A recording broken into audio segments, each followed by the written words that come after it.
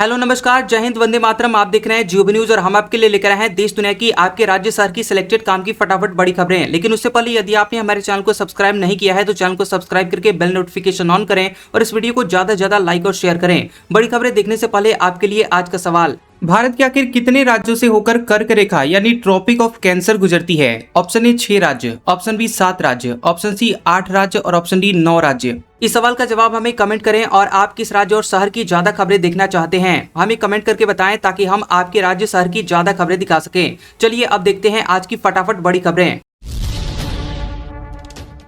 पिछले 5 महीने में दाल 8 रुपए और तेल 6 रुपए महंगा हुआ। दूध, चीनी समेत राशन की 99% चीजों के दाम बढ़े। त्योहारों में और बढ़ेगी महंगाई। 28 फरवरी से 3 अगस्त तक यानी कि पिछले 5 महीनों में आम आदमी के खाने पीने की खर्च में तेजी से बढ़ोतरी हो रही है। 28 फरवरी वही दिन है जब अमेरिका ईरान इजराइल में जंग की शुरुआत हुई थी। उपभोक्ता मामले विभाग के प्राइस मॉनिटरिंग सिस्टम के मुताबिक इन 5 महीनों में 16 मुख्य खाद्य वस्तुओं में से 15 के दाम बढ़े हैं और इनमें भी सबसे ज्यादा तेजी दालों और तेल में देखने को मिली है। इसके अलावा चना दाल 4 रुपए 65 पैसे प्रति किलो, अरहर दाल 5 रुपए 96 पैसे प्रति किलो, उड़द की दाल 5 रुपए 71 पैसे, चीनी 2 रुपए 25 पैसे, मूंग की दाल 4 रुपए 55 पैसे प्रति किलो और दूध 3 रुपए, सरसों तेल 7 रुपए 56 पैसे प्रति लीटर महंगा हुआ है।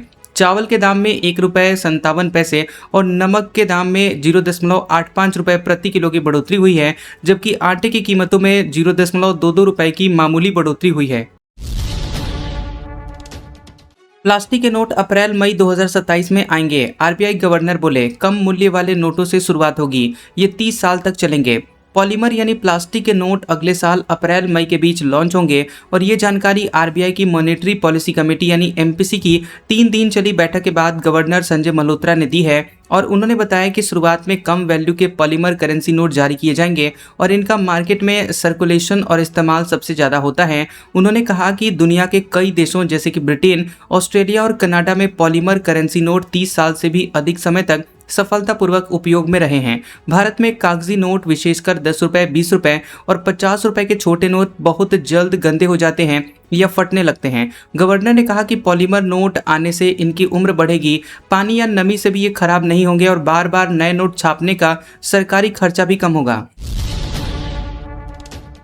अगले 2 महीने सस्ता लोन नहीं, ईएमआई भी नहीं घटेगी। आरबीआई गवर्नर बोले, दुनिया में उथल पुथल से महंगाई बढ़ी, ब्याज दर में 5.25% पर ब्याज दर बरकरार। अगर आप घर, गाड़ी या फिर पर्सनल जरूरत के लिए सस्ते लोन का इंतजार कर रहे हैं तो फिलहाल ये उम्मीद पूरी नहीं हो सकती। ऐसा इसलिए क्योंकि आरबीआई ने ब्याज दर को 5.25% पर बरकरार रखा है। इसके मायने हैं कि नए लोन की तरह मौजूदा लोन और ईएमआई भी सस्ती नहीं होगी। आरबीआई की मॉनेटरी पॉलिसी कमेटी यानी एमपीसी की 3 दिन चली बैठक के बाद गवर्नर संजय मल्होत्रा ने 5 अगस्त को बताया कि दुनिया भर में जारी उठापटक की वजह से महंगाई बढ़ी है, जिसके चलते फिलहाल ब्याज दरों में कोई बदलाव नहीं किया गया है। आरबीआई का ये फैसला अपनी बचत के पैसे बैंक में रखने वालों के लिए राहत भरा है, क्योंकि एफडी पर मिलने वाला ब्याज फिलहाल कम नहीं होगा, क्योंकि सभी बैंक आरबीआई के मुताबिक ब्याज दरें एक जैसी नहीं रखते। वे अपनी लागत और बाजार को देखकर इसमें थोड़ा बदलाव कर सकते हैं।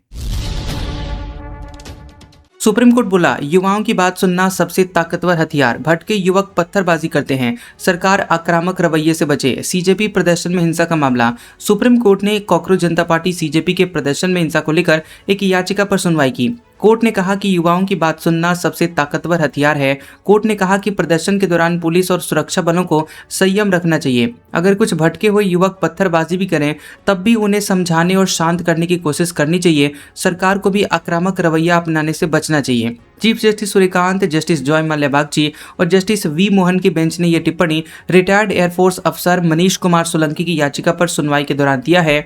याचिका में 20 जुलाई के संसद चलो मार्च के आयोजकों यानी सीजेपी प्रतिनिधियों के खिलाफ कार्रवाई की मांग की गई थी और कोर्ट ने इस याचिका को इसी मामले से जुड़ी हुई दूसरी याचिका के साथ जोड़ दिया। गाड़ी का बीमा नहीं तो पेट्रोल डीजल न मिले, सुप्रीम कोर्ट का निर्देश। नई कारों का बीमा 4 और बाइक के लिए 6 साल का हो। जिस गाड़ी का थर्ड पार्टी इंश्योरेंस नहीं है उसे पेट्रोल डीजल न दिया जाए। सुप्रीम कोर्ट ने केंद्र सरकार को यह पायलट प्रोजेक्ट तैयार करने का निर्देश दिया है। इसके तहत बीमा न होने पर पेट्रोल पंपों पर गाड़ियों को फ्यूल देने से मना कर दिया जाएगा। सुप्रीम कोर्ट ने इसके साथ ही नई गाड़ियों के लिए अनिवार्य थर्ड पार्टी इंश्योरेंस की समय सीमा भी बढ़ा दी है। पीएम मोदी की पोस्ट हटाने पर जुकरबर्ग ने माफी मांगी। कंपनी ने माना चाइल्ड पॉर्न कंटेंट और डीप फेक रोकने में भी नाकाम रहे। मेटा के सीईओ मार्क जुकरबर्ग ने पीएम मोदी का फेसबुक पोस्ट हटाए जाने के मामले में भारत सरकार से माफी मांगी है। ये जानकारी न्यूज एजेंसी पीटीआई ने सरकारी सूत्रों के हवाले से दी है। कंपनी ने यह भी माना है कि उसके प्लेटफॉर्म पर बच्चों के sexual abuse material, deep fake और कंटेंट मॉडरेशन में बड़ी चूक हुई है। और मेटा की ग्लोबल टीम ने कंपनी के ग्लोबल अफेयर्स चीफ जो एल कैपलन के नेतृत्व में केंद्रीय आईटी मंत्री अश्विनी वैष्णव और आईटी सचिव कृष्णन से मुलाकात की है। और ये बैठक पिछले महीने पीएम मोदी का फेसबुक पोस्ट हटाने के बाद सरकार की ओर से भेजे गए समन के बाद हुई है। दरअसल सरकार पीएम मोदी का वीडियो फेसबुक से हटाने से नाराज थी। मोदी ने 23 जुलाई को यह वीडियो पोस्ट किया था। इसमें उन्होंने पेपर लीक को बड़ी समस्या बताया था और उन्होंने ऐसे मामलों की जल्द सुनवाई के लिए फास्ट ट्रैक कोर्ट बनाने की बात कही थी। और ये वीडियो कुछ समय के लिए फेसबुक से हटा दिया गया था। बाद में मेटा ने इसे फिर से फेसबुक पर डाल दिया था। सरकार परिसीमन बिल पर विशेष सत्र बुला सकती है। रिजिजू की राहुल गांधी से मुलाकात। सुप्रीम कोर्ट में जजों की संख्या बढ़ाने वाला बिल राज्यसभा में पास। पर सरकार परिसीमन पर चर्चा के लिए 16 से 18 अगस्त तक संसद का विशेष सत्र बुला सकती है। केंद्रीय मंत्री किरण रिजिजू ने संसद में राहुल गांधी, प्रियंका गांधी समेत अन्य कांग्रेस के सांसदों से मुलाकात की है। कांग्रेस सांसद केसी वेणुगोपाल ने कहा कि किरण रिजिजू ने परिसीमन के मुद्दे पर उनसे बात की है और हम इस पर विचार करके जवाब देंगे। कांग्रेस और विपक्ष का रुख पहले जैसा ही है। इससे पहले विपक्षी सांसदों ने संसद परिसर में विरोध प्रदर्शन किया। राहुल गांधी, मल्लिकार्जुन खड़गे समेत विपक्षी सांसदों ने नारेबाजी करते हुए गांधी प्रतिमा से मकर द्वार तक मार्च निकाला। उधर सुप्रीम कोर्ट में जजों की संख्या बढ़ाने वाला बिल राज्यसभा में पास हो गया और 3 अगस्त को इसे लोकसभा से पास किया गया था। और अब सुप्रीम कोर्ट में जजों की संख्या 34 से बढ़कर 38 हो जाएगी। बॉम्बे हाईकोर्ट बोला, गडकरी से जुड़ी हुई आपत्तिजनक पोस्ट फौरन हटाएं। मेटा और एक्स को आदेश। अदालत ने पोस्ट करने वाले यूजर्स की जानकारी भी मांगी। बॉम्बे हाईकोर्ट ने सोशल मीडिया प्लेटफॉर्म्स मेटा और एक्स को केंद्रीय मंत्री नितिन गडकरी के खिलाफ आपत्तिजनक कंटेंट फौरन हटाने का आदेश दिया है। इसके साथ ही पोस्ट करने वाले यूजर्स की जानकारी भी मांगी है। हाईकोर्ट ने इन कंपनियों से कहा है कि भविष्य में भी अगर मंत्री की ओर से ऐसा कोई कंटेंट ध्यान में लाया जाता है तो उसे भी हटाया जाएगा। गडकरी ने 27 जुलाई को हाईकोर्ट में एक याचिका दायर की थी। इसमें आरोप लगाया गया था कि सोशल मीडिया पर उन्हें और उनके परिवार को E20 इथेनॉल ब्लेंडिंग प्रोग्राम से होने वाले कथित मुनाफे से जोड़ा जा रहा है। याचिका में कहा गया कि लोग उनके खिलाफ आपत्तिजनक कमेंट्स और मीम बना रहे हैं। इससे उनकी इमेज खराब हो रही है। सुनवाई के दौरान मेटा यानी फेसबुक और इंस्टाग्राम और एक्स कॉर्प यानी पूर्व में ट्विटर के वकील कोर्ट में मौजूद रहे। अभिजीत दीपके बोले, पॉलिटिकल पार्टी नहीं बनाएंगे। कॉकरोच जनता पार्टी प्रेशर ग्रुप की तरह काम करेगी। देश को जन आंदोलन की जरूरत। सीजेपी फाउंडर अभिजीत दीपके ने कहा कि कॉकरोच जनता पार्टी यानी सीजेपी फिलहाल राजनीतिक पार्टी नहीं बनेगी। अभी भारत को एक मजबूत प्रेशर ग्रुप की जरूरत है, इसलिए कॉकरोच पार्टी उसी भूमिका में काम करेगी। दीपके ने कहा कि अगर हम राजनीतिक पार्टी बनाते हैं तो हमारा आंदोलन सफल नहीं होता। आंदोलन इसलिए सफल हुआ क्योंकि अलग अलग विचारधाराओं और राजनीतिक दलों के लोग लोकतंत्र को कमजोर करने वाली चीजों के खिलाफ एक साथ आए। आज भारत को किसी नई राजनीतिक पार्टी की नहीं बल्कि एक मजबूत जन आंदोलन की जरूरत है। महाराष्ट्र के छत्रपति संभाजीनगर में सीजेपी की 2 दिवसीय बैठक शुरू हुई और बैठक से पहले मीडिया से बातचीत में दीपके ने बताया कि इसमें जंतर मंतर आंदोलन की समीक्षा, E20 पेट्रोल, शिक्षा व्यवस्था जैसे मुद्दों पर चर्चा होगी। और उन्होंने कहा कि बैठक में यह भी तय किया जाएगा कि संगठन को देश भर में कैसे मजबूत किया जाए। रांची में जंतर मंतर जैसा धरना, 7 प्रदर्शनकारी हड़ताल पर बैठे, एक ने पानी तक छोड़ा था। वांगचू की अपील पर पिया। 7 अगस्त को विधानसभा घेरेंगे। झारखंड में भर्ती परीक्षाओं में गड़बड़ियों के खिलाफ जंतर मंतर जैसा आंदोलन चल रहा है। 7 से ज्यादा प्रदर्शनकारी भूख हड़ताल पर हैं और इनमें छात्र नेता देवेंद्र नाथ महतो ने 2 अगस्त से अन्न जल छोड़ दिया था। वहीं सोनम वांगचुक ने देवेंद्र से वीडियो कॉल पर बात की। उनकी अपील पर देवेंद्र ने पानी पिया लेकिन कहा कि उनका अनशन जारी रहेगा। वहीं एसडीएम कुमार रजत और एडीएम धनंजय कुमार प्रदर्शनकारी उम्मीदवारों से मिलने के लिए मौके पर पहुंचे। अधिकारियों ने मुख्यमंत्री की ओर से प्रदर्शनकारियों के 5 सदस्यीय प्रतिनिधिमंडल को बातचीत के लिए बुलाया। प्रदर्शनकारी उम्मीदवारों ने कहा कि मुख्यमंत्री के साथ कोई भी बातचीत सिर्फ छात्रों के बीच ही होगी। प्रदर्शनकारी उम्मीदवारों ने प्रस्ताव पर विचार विमर्श करने के लिए 2 घंटे का समय मांगा। भोपाल में अवैध निर्माण पर सुप्रीम कोर्ट सख्त, नगर निगम से कहा कार्रवाई में कोई ढिलाई नहीं। एमपी सरकार की जांच समिति पर रोक, हाईकोर्ट के स्टे आदेश भी निरस्त। राजधानी भोपाल में आवासीय भवनों के व्यावसायिक उपयोग और अवैध निर्माण के मामले में सुप्रीम कोर्ट ने सुनवाई करते हुए मध्य प्रदेश सरकार को बड़ा झटका दिया है। कोर्ट ने राज्य सरकार द्वारा गठित 10 सदस्यीय जांच समिति की कार्रवाई पर रोक लगा दी है। इसके साथ ही इस मामले में मध्य प्रदेश हाईकोर्ट से दुकान संचालकों को मिले सभी राहत आदेश यानी स्टे ऑर्डर निरस्त कर दिए गए हैं। सुप्रीम कोर्ट ने स्पष्ट किया है कि उसके निर्देश पर चल रही जांच में किसी भी प्रकार का हस्तक्षेप स्वीकार नहीं किया जाएगा। और सुनवाई के दौरान कोर्ट ने मध्य प्रदेश शासन की ओर से पेश अधिवक्ता को भी कड़ी फटकार लगाई। कोर्ट ने कहा कि सर्वोच्च न्यायालय के आदेशों के समानांतर किसी अन्य प्रक्रिया या जांच समिति के माध्यम से कार्रवाई प्रभावित नहीं की जा सकती।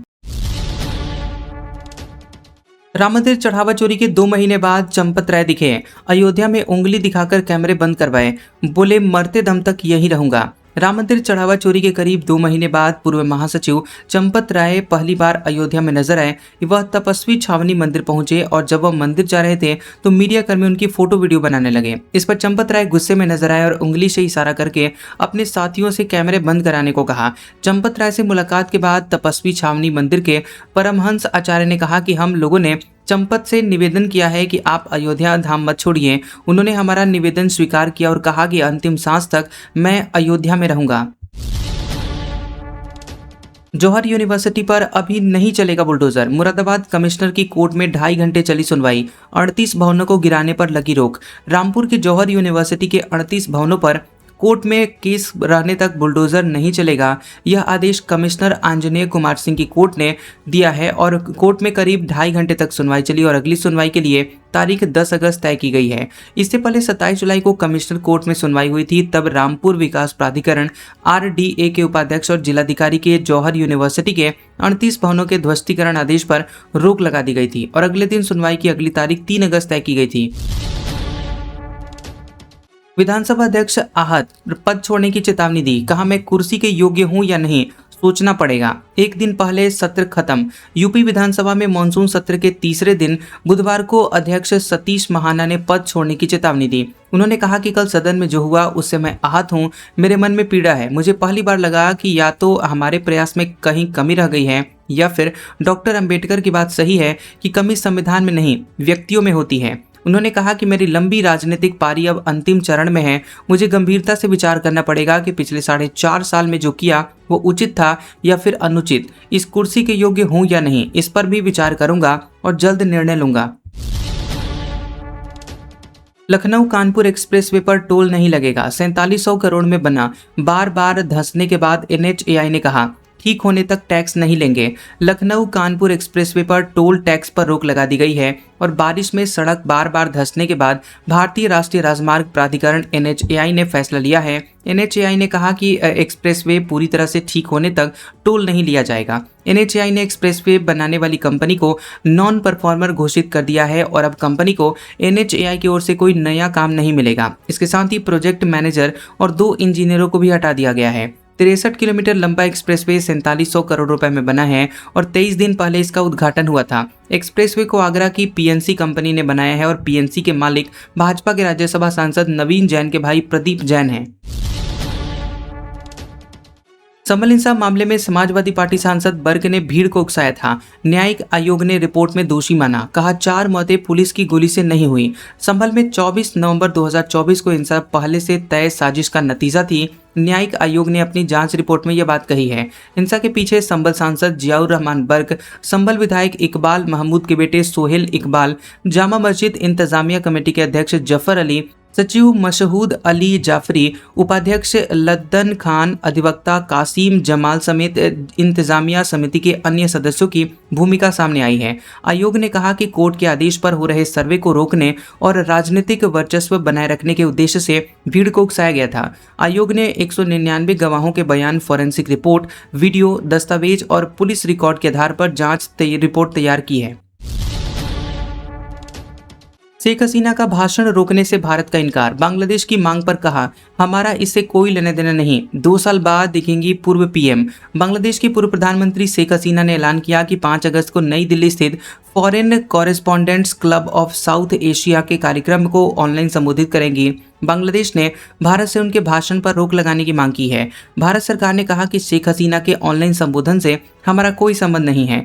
विदेश मंत्रालय के प्रवक्ता रणधीर जायसवाल ने प्रेस कॉन्फ्रेंस में कहा कि ये कार्यक्रम एक निजी मीडिया संस्था आयोजित कर रही है और भारत सरकार का इससे कोई लेना देना नहीं है। इस मंच पर रखे जाने वाले किसी भी विचार का सरकार समर्थन नहीं करती। 5 अगस्त 2024 को बांग्लादेश छोड़ने के बाद पहली बार होगा जब शेख हसीना किसी सार्वजनिक कार्यक्रम में नजर आने वाली हैं।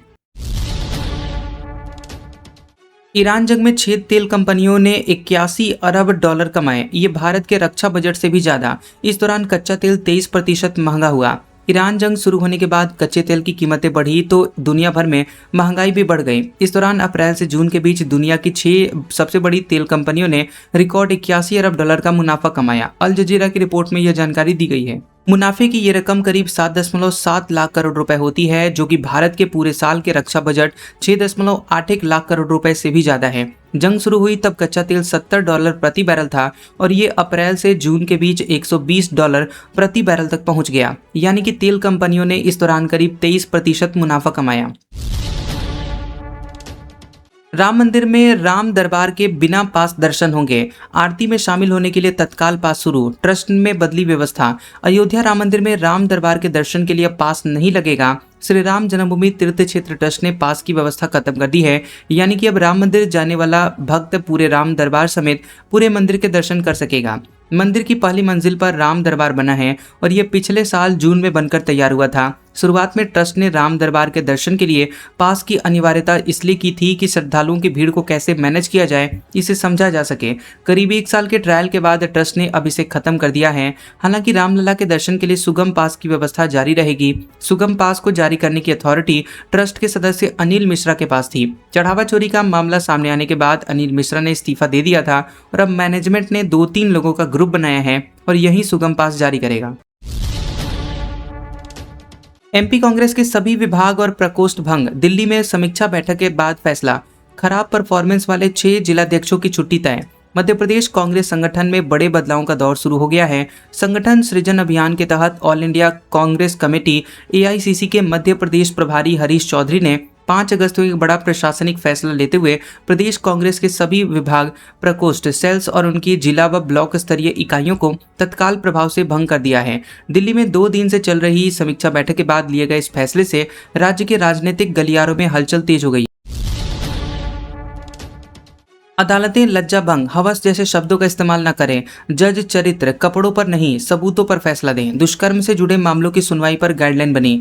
सुप्रीम कोर्ट के निर्देश पर राष्ट्रीय न्यायिक अकादमी एनजेए ने एक गाइडलाइन जारी की है, जिसके मुताबिक जजों को दुष्कर्म, सेक्सुअल हैरेसमेंट जैसे मामलों की सुनवाई और फैसले लिखते समय कुछ सावधानियां बरतने को कहा गया है। एक्सपर्ट कमेटी के मुताबिक जजों के वो पीड़ित के चरित्र, कपड़ों, जीवन शैली, नैतिक धारणाओं के बजाय केवल सबूतों पर फैसला देने की सलाह दी गई है। इसके साथ ही लज्जा भंग, प्रोसिक्यूट्रिक्स यानी अभियोजन पक्ष की शिकायतकर्ता, बेबस महिला, हवस, इज्जत, शर्म और पवित्रता जैसे शब्दों के इस्तेमाल से बचने को कहा गया है। एनजेए ने जुडिशियल सेंसिटिविटी हैंडबुक तैयार की है। सुप्रीम कोर्ट ने जुलाई 2026 में इसे मंजूरी दी और देश की सभी अदालतों को इसका पालन करने का निर्देश दिया। आर्टिकल 370 हटने के 7 साल, जम्मू कश्मीर में सुरक्षा बढ़ी, अमरनाथ यात्रा रोकी गई, बिना परमिशन के रैली धरने पर रोक, विपक्ष ब्लैक डे मना रहा। जम्मू कश्मीर से आर्टिकल 370 हटाए जाने के 7 साल पूरे हो गए हैं। इस मौके पर पूरे केंद्र शासित प्रदेश में सुरक्षा व्यवस्था कड़ी कर दी गई है और श्रीनगर, कुलगाम, पहलगाम समेत संवेदनशील इलाकों में मल्टीलेयर सुरक्षा व्यवस्था लागू है। जम्मू कश्मीर हाईवे पर सुरक्षा बलों के काफिलों की आवाजाही रोक दी गई है। वहीं जम्मू के भगवती नगर बेस कैंप से अमरनाथ यात्रा भी 1 दिन के लिए रोक दी गई है। अधिकारियों के मुताबिक एहतियात के तौर पर यह फैसला लिया गया है। सीआरपीएफ ने रामबन में जम्मू श्रीनगर नेशनल हाईवे पर सर्च ऑपरेशन चलाया, जबकि कुलगाम पुलिस ने NH 44 पर गाड़ियों और लोगों को आईडी की जांच तेज कर दी है। बिना परमिशन के रैली और धरने पर रोक लगाई गई है। सीजेपी प्रोटेस्ट में ब्लास्ट की साजिश रच रही थी आईएसआई। जंतर मंतर पर पेट्रोल बम लेकर आए थे। पंजाब पुलिस ने 9 आरोपी पकड़े। पाकिस्तान की खुफिया एजेंसी आईएसआई ने दिल्ली के जंतर मंतर पर नीट पेपर लीक के खिलाफ चल रहे धरने के दौरान आतंकवादी हमले की साजिश रची थी। पंजाब पुलिस ने साजिश में शामिल 4 नाबालिगों समेत कुल 9 आरोपियों को गिरफ्तार किया है। पुलिस ने 2 सीमा पार आतंकवादी मॉड्यूल का भी भंडाफोड़ किया है। अमृतसर पुलिस ने आरोपियों के कब्जे से 3 अवैध पिस्तौल, जिंदा कारतूस, 4 पेट्रोल बम, सीसीटीवी कैमरे, एक मोटरसाइकिल बरामद की है। पुलिस कमिश्नर गुरप्रीत सिंह भुल्लर ने बताया कि जिस समय जंतर मंतर पर छात्रों का विरोध प्रदर्शन चल रहा था, तभी आरोपी ट्रेन से दिल्ली पहुंचे थे। पाकिस्तान में बैठे हैंडलर के निर्देश पर उन्हें पेट्रोल बम उपलब्ध करवाए गए थे। हालांकि जंतर मंतर पर दिल्ली पुलिस की मौजूदगी की वजह से वो साजिश को अंजाम नहीं दे पाए। अखिलेश यादव का तंज, डीसीएम बिना बरसात के छाता लगाते हैं, उनकी बात तो गार्ड भी नहीं सुनता। ब्राह्मण सम्मेलन में कृष्ण सुदामा की दोस्ती याद दिलाई। लखनऊ में समाजवादी पार्टी मुखिया अखिलेश यादव ने बिना नाम लिए डिप्टी सीएम ब्रजेश पाठक पर तंज कसा और कहा कि एक डीसीएम हैं, बिना बरसात के छाता लगाते हैं। कहा जाता है कि उनकी बात एक गार्ड भी नहीं सुनता। जो लोग सच्चाई जानते हैं उन्हें पता है कि गार्ड की बात कोई गार्ड कैसे सुनेगा। उन्होंने कहा कि आज लोग पीडीए की नई नई परिभाषाएं बना रहे हैं और जब से वे पीडीए से हारे हैं तब से इसके नए नए मतलब बनाते जा रहे हैं। ये बात भूल गए हैं कि पीडीए में पंडित और पीड़ित सब साथ साथ हैं। बांकीपुर हार की सम्राट चौधरी ने की समीक्षा, क्या एक्शन लेंगे? राजद में बवाल, शक्ति यादव भाई वीरेंद्र भिड़े। साधु यादव बोले, तेजस्वी खाकर मोटा हो रहा है, घूम रहा है। बांकीपुर उपचुनाव में प्रशांत किशोर ने बीजेपी कैंडिडेट को 19,323 वोटों से हराया और हार की समीक्षा के लिए मुख्यमंत्री सम्राट चौधरी ने बीजेपी दफ्तर में समीक्षा बैठक की है और इस बैठक में पटना जिले के सभी विधायकों को बुलाया गया है। इसके साथ ही संगठन के लोग भी मौजूद रहे। बैठक करीब 2 घंटे चली। अब सवाल ये है कि क्या भाजपा अध्यक्ष की सीट पर हार के बाद पार्टी कोई एक्शन लेगी? इधर बांकीपुर में आरजेडी उम्मीदवार की जमानत जब्त होने के बाद पार्टी के 2 प्रवक्ता शक्ति यादव और भाई वीरेंद्र आपस में भिड़ गए। भाई वीरेंद्र ने बिना नाम लिए शक्ति सिंह पर आरोप लगा दिया कि कुछ लोग तेजस्वी के नाम पर पैसा वसूलते हैं। यूपी के बिजनौर में हाईवे पर बह रही गंगा नदी। हिमाचल उत्तराखंड में लैंडस्लाइड, 300 सड़कें बंद। झारखंड में बारिश, बिजली गिरने से 14 लोगों की जानें गई। देश के कई राज्यों में लगातार हो रही बारिश अब जानलेवा साबित हो रही है। झारखंड में बिजली गिरने से 14 लोगों की जानें गई हैं, जबकि 8 लोग घायल हुए हैं। सबसे ज्यादा 9 लोगों की जानें गिरिडीह, 3 दुमका और 2 लातेहार जिले में गई हैं। यूपी के बिजनौर में गंगा नदी का पानी हाईवे पर बह रहा है और हाईवे की अप्रोच रोड नदी के तेज बहाव में बह गई। सड़क पर 12 फीट गहरा गड्ढा हो गया। वहीं फर्रुखाबाद में बैरिकेटिंग कर हाईवे को बंद करना पड़ा है। मिर्जापुर में 3 लोगों की जान चली गई। 2 बच्चों की जान गड्ढे में डूबने से गई है और एक 25 साल के युवक पर बिजली गिर गई। दूसरी ओर केरलम में 1 अगस्त से लगातार बारिश ने अब तक 25 लोगों की जान ले ली है, जबकि 4 लोग लापता हैं। लगातार बारिश और बाढ़ के कारण हजारों लोगों को घर छोड़ने पड़े हैं। केरलम सरकार के मुताबिक 18,000 से ज्यादा लोगों को राहत शिविरों में रखा गया है। वहीं हिमाचल प्रदेश और उत्तराखंड में बारिश और लैंडस्लाइड के कारण 300 से ज्यादा सड़कें बंद हैं। इनमें हिमाचल की 160 और उत्तराखंड की 100 से ज्यादा सड़कें शामिल हैं। उत्तराखंड के देहरादून और बागेश्वर में 12वीं तक के स्कूलों में छुट्टी कर दी गई है।